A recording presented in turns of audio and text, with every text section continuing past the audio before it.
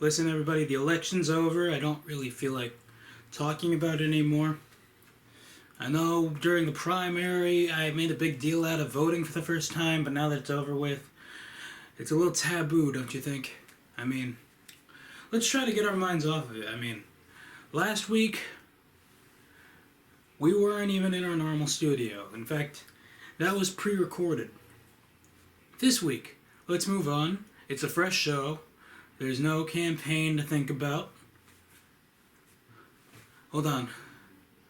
I need to do something. Let me just get this out of my system. I haven't jump cut in a long time, so I need this. Wow, that was refreshing. Okay.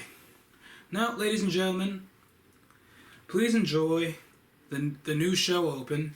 It's got the old theme song back.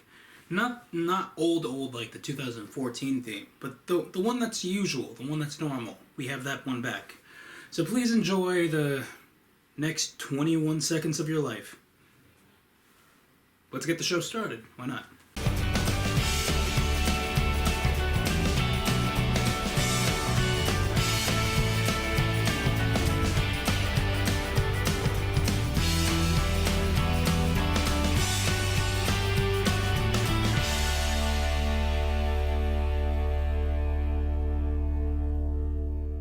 Welcome to the show, everybody. I'm your host, Rob Rodriguez. You know, if I said it before, I might as well say it 1,000 times.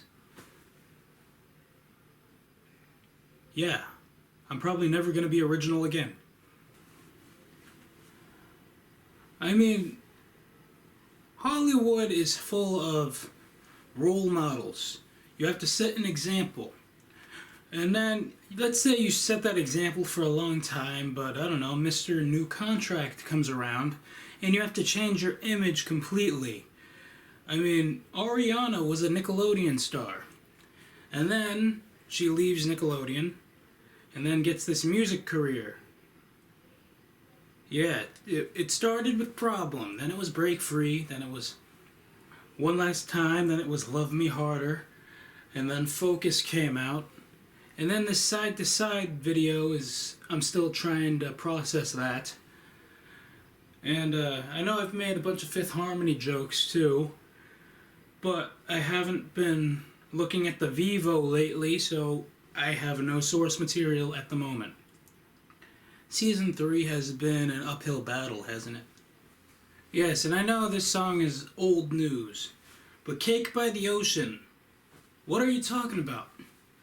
I mean, I know you're trying to like be clever and have a bunch of hidden meaning, and I'm sure in your interviews you're gonna say something else about the song when Ryan Seacrest or Juliana Rancid asks you, so what's Cake by the Ocean about? Yeah, we're using E! News as an example right now. And then they're all like, oh, you know, we were riding on our tour bus and we came up, we were at a beach and there was a birthday party, and we're like, hey, Cake by the Ocean. No. We all know what you were talking about. Personally, I don't know what you were talking about, but I have ideas that I cannot express on this platform. Alright, so yeah, as mentioned a couple weeks ago, there's double entendre everywhere. And yeah, let's try to cheat the FCC on what we say. We mean something else, but let's say something about teddy bears when in reality we mean something about something that will make Gillette Fusion a profit. Okay? Yeah. Let's talk about other things that are completely messed up, and then people like Rob Rodriguez over here find out very late in life that what you're talking about is very messed up. Flow Rida being an example, because I didn't know what Whistle was about until I saw the video, and it got corrected a couple times. Yeah. By the way, these PG, G-rated kids films. Yeah, they are sort of aware that adults are seeing this movie too, with their children and nieces and nephews, cousins. Yeah. Now, what they do is they throw in jokes just so the adult isn't bored. Like, I saw Sponge Out of Water not that long ago, like last year, which, in a cosmic sort of way, was a long time ago. Yeah, but I don't think... I still consider that recent. Yeah, so... There were a lot of dirty jokes. Like, the series will throw in some dirty jokes too. Actually, there was a joke in an episode of SpongeBob that I watched recently that I didn't realize that it was disturbing. Like, that, watching it with an older brain, I'm thinking, wow, how they showed this to kids for years. Like, that thing with Patrick and SpongeBob and Speedos. That's messed up. Okay, we got a lot more show to fill, so that being said, I'm gonna need a minute.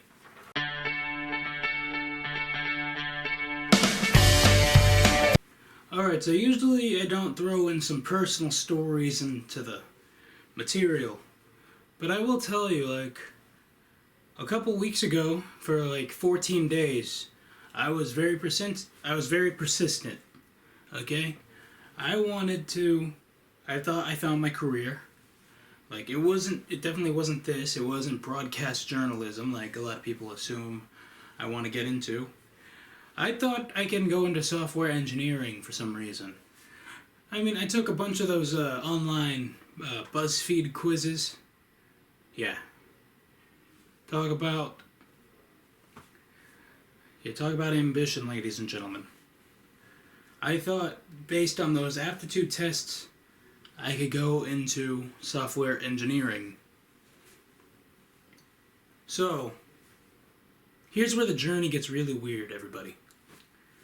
I went to the library the next day and bought 4 Dummies books on software engineering and computer programming, and all that basic Big Bang Theory nerd logic stuff. And here's the thing, I canceled out life completely while I was doing this. Like, I apologize for those of you who were expecting something on Halloween and you didn't get it. I mean, what you got was hey look, it's Rob Rodriguez. He's very bored out of his mind right now. What's going on? Like, you guys were very confused on where my mind was. I mean, you've been confused where my mind was for the last 2 years, but this time specifically, you were very confused. I'm aware of that.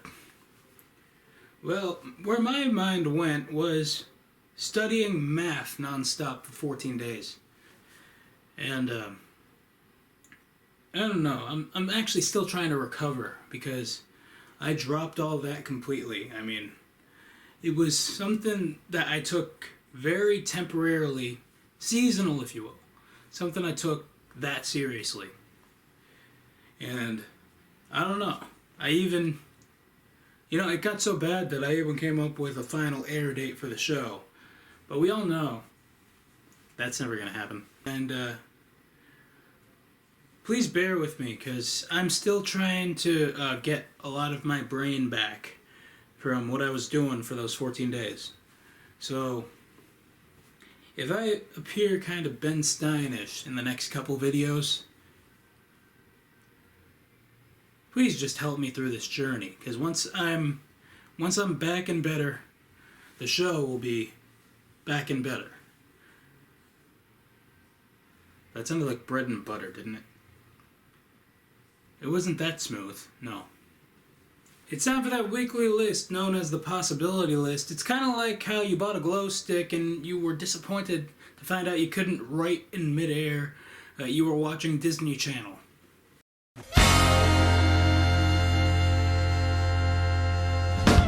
Alright, this week's list is titled 7 Reasons Why Coke and Pepsi Should Compromise.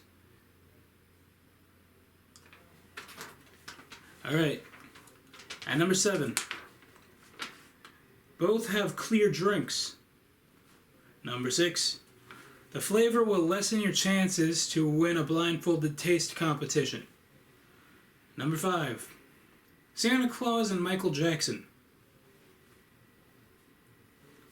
Number 4. The servers know what you meant. Number 3.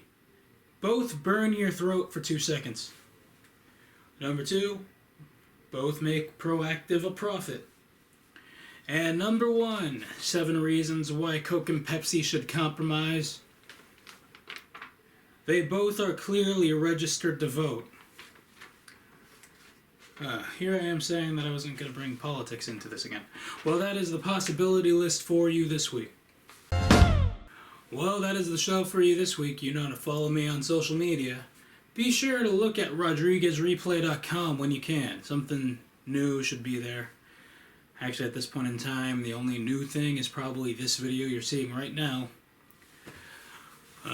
Maybe not. Isn't the power of YouTube great?